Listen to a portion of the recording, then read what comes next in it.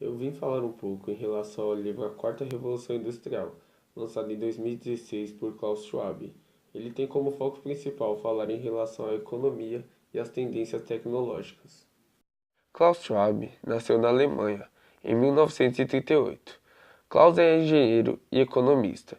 Ele fez dois PhDs, um em Ciências da Engenharia no Instituto Federal de Zurique e um em Economia em uma universidade alemã, além de um mestrado nos Estados Unidos.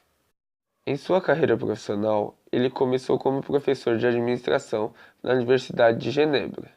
Em 1971, ele organizou o Simpósio Europeu de Gestão e primeiramente foi dirigido apenas para o público europeu. Ele também foi um dos responsáveis por reunir um fórum, onde encontrávamos vários líderes empresariais e políticos de todo o mundo, para discutir questões urgentes do mundo, inclusive na área de saúde e meio ambiente. Em seu livro, ele cita a grande quantidade de desafios que temos em nosso caminho e que isso implica em uma revolução tecnológica que faz com que a humanidade mude suas rotinas e sua vida anterior. Uma palavra que podemos ver em grande escala em seu livro é a velocidade. A velocidade de processamento, a velocidade na qual bilhões de pessoas estarão conectadas por dispositivos móveis e a velocidade na qual essa revolução tem surgido. E que, diferente das outras revoluções, poucas pessoas estão sabendo e se preparando para as inevitáveis mudanças. Fala também da amplitude, por alcançar muitas pessoas, combinar várias tecnologias e modificar o jeito que as pessoas fazem as coisas.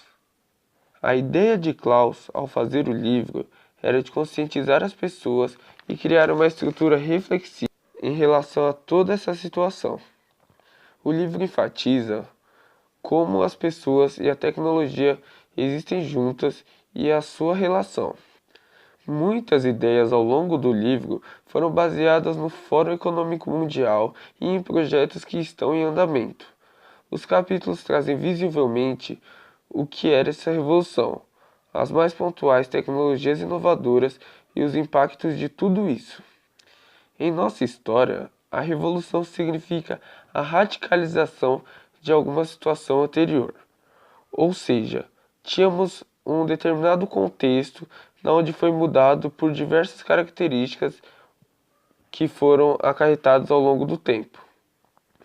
O livro também é bem claro ao retratar que quando chegam novas tecnologias, há diferentes modos de pensar em relação à economia e o mundo num todo. Ele dá um exemplo da Revolução Agrícola. Ele cita como alguns equipamentos foram de suma importância para a Revolução Agrícola e como isso tudo muda os costumes. Em relação à profundidade dessas mudanças e o quão sistemática vai ser, o livro é claro e concreto ao dizer que a tecnologia e a digitalização que irão revolucionar todo esse contexto. O livro, de cerca de 160 páginas, leva em conta as diferenças nas condições e padrões sociais que fazem um balanceamento no mercado das novas tecnologias.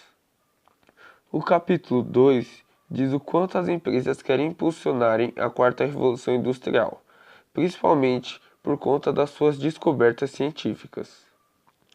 Algumas tecnologias consideradas mega tendências são relatadas como as que vão impulsionar e estimular as mudanças de tudo. E essas são os carros autônomos, as impressoras 3D, as robóticas avançadas e a velocidade na troca de informações, que também está relacionada à internet. Quando a internet realmente boa e de qualidade chegar nas mãos de todo mundo, não imaginamos como vai chegar ao nível dessas trocas de informações e a velocidade delas. A internet se tornará invisível para nós e viveremos com ela mesmo sem percebermos. As pessoas ainda duvidam muito dessas tecnologias, como por exemplo dos veículos autônomos, que dominam noticiários no nosso dia a dia, mas mesmo assim muitas pessoas não acreditam no surgimento deste inevitável automóvel. A impressora 3D, por sua vez, é algo que há um tempo atrás muitas pessoas concluiriam que é algo fora de cogitação e impossível de acontecer. Porém, sempre foi um interesse para todos, principalmente pelo seu possível ato de criar um objeto físico por meio de uma impressão. Na categoria digital, a internet das coisas prevalece, ou seja, a relação de tecnologia com tecnologia. Então é como se fosse que aparelhos eletrodomésticos que encontramos em casa se relacionassem entre si sem a atuação de pessoas. Temos também uma categoria biológica, que é mais referente à área da genética, as mudanças, a como clonam espécies do tipo e como modificam o DNA e o caráter original de cada espécie. Como dito anteriormente, muitas pessoas duvidam que isso vai acontecer. Muitas pessoas acham improvável, acham impossível, mas é algo que já podemos ver projetos em andamento e projetos que estão em fase final para a conclusão de planos e estabelecimento dessas tecnologias no nosso contexto.